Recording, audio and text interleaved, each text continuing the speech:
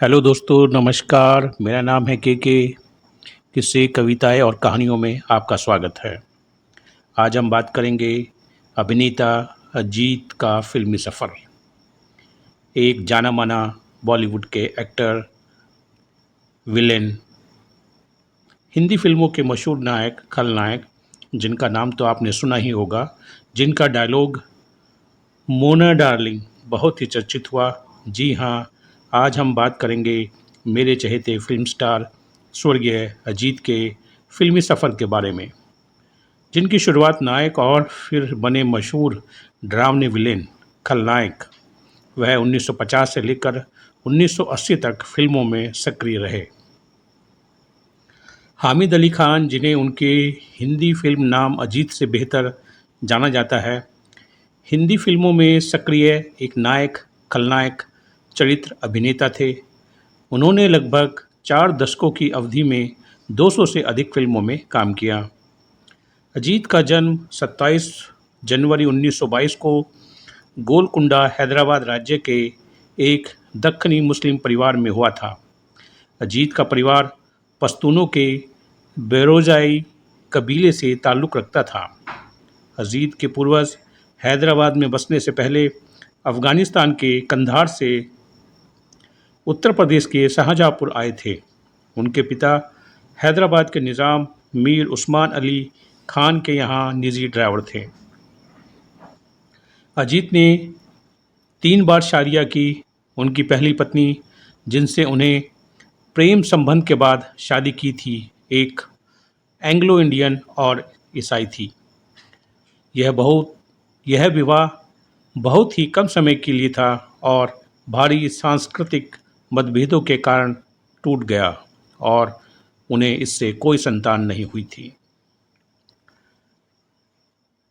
अजीत ने दूसरी शादी अपने ही समुदाय की एक युवती शाहिदा से निकाह किया था, जो उनके माता पिता द्वारा भारतीय तरीके से की गई थी, और इसके परिणाम स्वरूप 3 बेटे हुए, जिनका नाम शाहिद अली खान, जाहिद अली खान और आबिद अली खान था।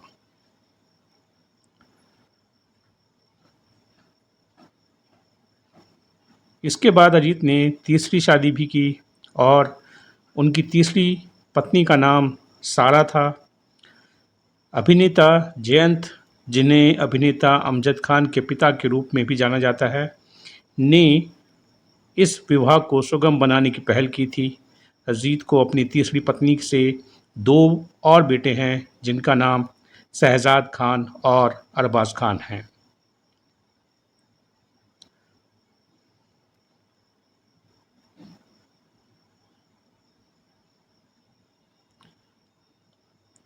अजीत की अभिनेता राजेंद्र कुमार से गहरी दोस्ती थी। दोस्ती के अलावा अजीत ने राजेंद्र कुमार को यह सलाह देने और उन्हें दूसरे मुख्य नायक के बजाय मुख्य खलनायक बनने में मदद करने का श्रेय भी दिया। राजेंद्र कुमार ने अजीत को फिल्म सूरज में खलनायक के रूप में उनकी पहली भूमिका दिलवाने में महत्वपूर्ण भूमिका निभाई थी।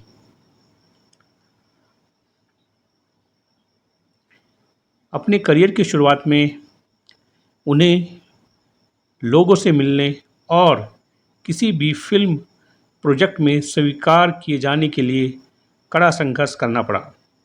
उन्होंने कई फिल्मों में एक्स्ट्रा के रूप में भी काम किया।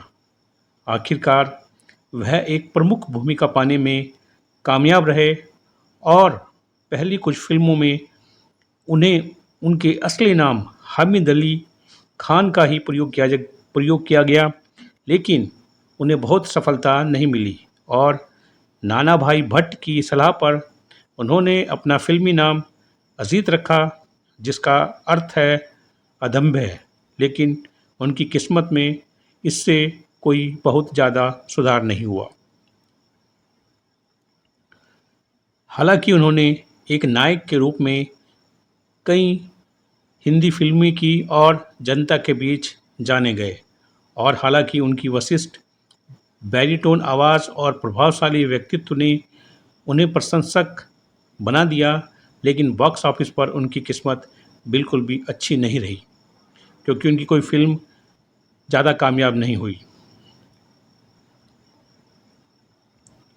फ़िल्म निर्देशक के अमरनाथ, जिन्होंने उन्हें बेकसूर में निर्देशित किया था, उन्हें अभिनेता को अपने लंबे नाम हामिद अली खान को कुछ छोटा करने का सुझाव दिया और हामिद ने अजीत नाम पसंद किया और फ़िल्मों में अजीत नाम से काम करने लगे। फ़िल्म बेकसूर, जो कि 1950 में आई थी, जिसमें उन्होंने मधुबाला के साथ अभिनय किया, उस वर्ष की वह सबसे बड़ी हिट फिल्मों में से एक थी। अजीत की नायक के रूप में फिल्मों में मशहूर फिल्म आई.एस. जौहर की फिल्म नास्तिक 1953, बड़ा भाई, मिलन, बारादरी 1955, ढोलक 1951 शामिल हैं और उन सभी में उन्होंने अभिनेता के रूप में काम किया।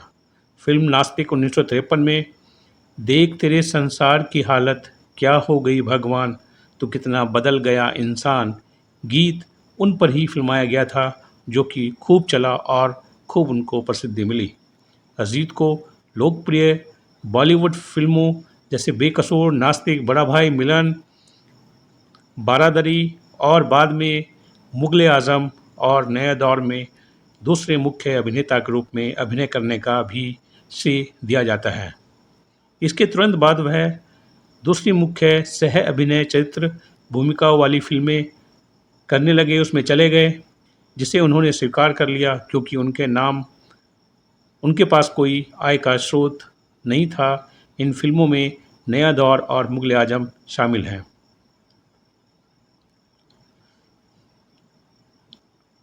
कॉलेज की किताबें बेचकर, घर से भागकर अजीत मुंबई आ गए।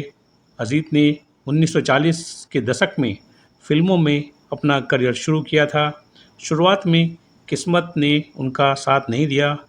उन्होंने 1946 की फिल्म शाही मिश्रा से शुरुआत की, जिसमें गीता बॉस के साथ अभिनय किया, और सिकंदर, वनमाला के साथ, हातिम ताई 1947, आप बीती, खुर्शीद के साथ, सोने की चिड़िया, लीला कुमारी के साथ, ढोलक 1951, मीना शौरी के साथ और चंदा की चांदनी, मोनिका देसाई के साथ जैसी फिल्मों में उन्होंने प्रमुख नायक अभिनेता के रूप में काम किया, लेकिन ये सभी फिल्में फ्लॉप रही और उन्होंने सबसे ज़्यादा फिल्में 15 नलिनी जयवंत के साथ की।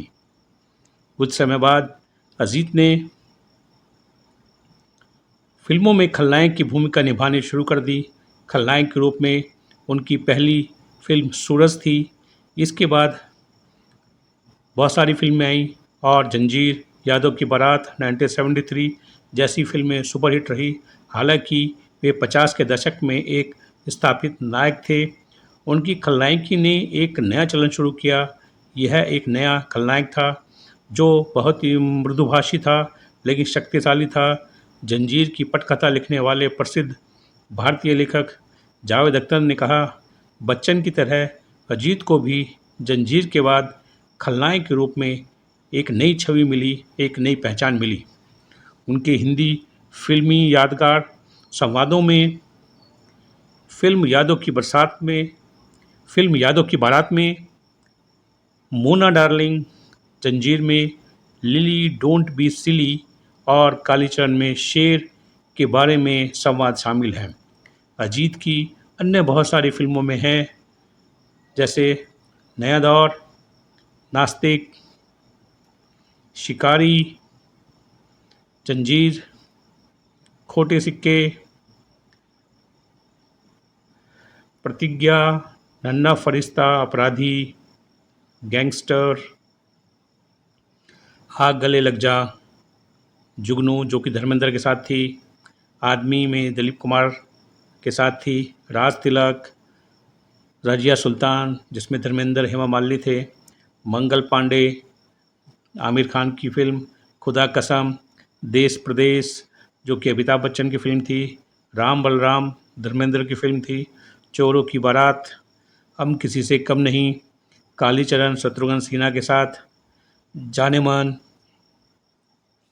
चरस, धर्मेंद्र हेमा मालिनी के साथ बदला शत्रुघ्न सिन्हा की फिल्म, पत्थर और पायल, बंधे हाथ, छुपा रुस्तम देवानंद के साथ, कहानी किस्मत की धर्मेंद्र के साथ, यादों की बारात धर्मेंद्र के साथ, लाल पत्थर राजकुमार के साथ, ही झांझा राजकुमार के साथ, धरती राजेंद्र कुमार के साथ, जीवन मृत्यु धर्मेंद्र के साथ, राजकुमार शम्मी कपूर के साथ, राजा और रंक संजीव कुमार के साथ, सूरज राजेंद्र कुमार के साथ, मुगले आजम दिलीप कुमार के साथ, हलाकू, बारादरी, आनंद मठ पृथ्वीराज कपूर के साथ, बेकसूर जिसमें खुद पहले नायक थे, वासना, पतंगा, सम्राट इत्यादि बहुत सारी फिल्मों में उन्होंने बहुत ही बेहतरीन और ग्रेट अभिनय किया।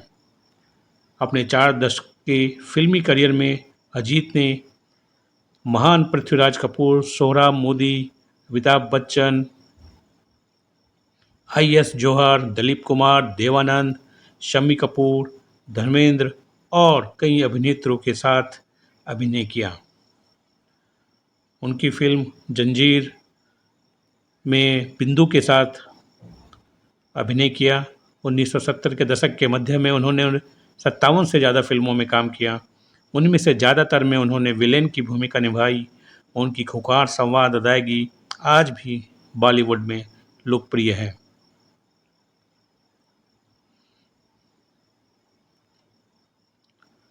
अजीत की अभिनय शैली बहुत ही अलग थी।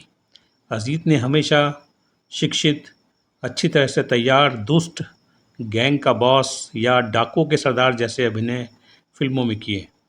अजीत को हमेशा फिल्मों में पश्चिमी पोशाक, bold check suit, matching overcoat, सफ़ेद चमड़े के जूते, चौड़े धूप के चश्मे पहने हुए दिखाया गया। अजीत आमतौर पर दूसरे खलनायकों जैसे जीवन, प्रेम चोपड़ा, रंजीत, कादर खान, सुजीत कुमार के गिरोह के नेता होते थे। उन्हें शायद ही कभी फिल्मों में खुद कोई गंदा काम करते हुए नहीं दिखाया गया। वे हमेशा अपने गुर्गों की सेना पर निर्भर रहते थे, जिसमें किसी भी विफलता के लिए उनको सज़ा होती थी। उन्होंने अमरीश पुरी, अमजद खान, प्राण, प्रेम चोपड़ा जैसे दिग्गज एक्टरों के साथ भी कई फिल्मों में बेहतरीन अभिनय किया।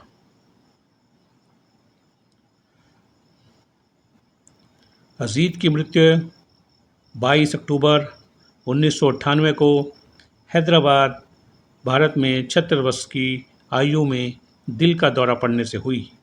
अजीत ने 1981 में संयुक्त राज्य अमेरिका में हृदय की बाईपास सर्जरी करवाने के बाद फिल्मों से संन्यास ले लिया था। यह उनकी खतरनाक आवाज़ थी जिसके लिए वे सबसे ज़्यादा मशहूर थे। उन्हें आज भी बॉलीवुड सिनेमा के इतिहास में सबसे मशहूर खलनायकों को जीवंत करने के लिए याद किया जाता है। उनका अभिनय लोगों के दिल में हमेशा छाया रहेगा और वर्षों तक उन्हें याद रखा जाएगा। हमारा उनको सलाम, आदाब। दोस्तों, कहानी कैसी लगी कमेंट करें, लाइक करें, शेयर करें, सब्सक्राइब करें और कमेंट में लिखें। अगर आपके पास कुछ और जानकारी है तो कमेंट में फीडबैक दें। इसी के साथ इजाज़त दें, फिर जल्द मिलेंगे। नमस्कार। समय देने के लिए आपका बहुत बहुत धन्यवाद। नमस्कार।